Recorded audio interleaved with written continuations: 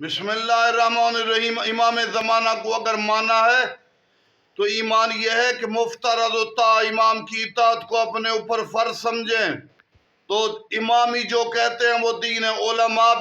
उलमा का मकाम भी यह है कि मासूम के कौल का नकल करते हैं।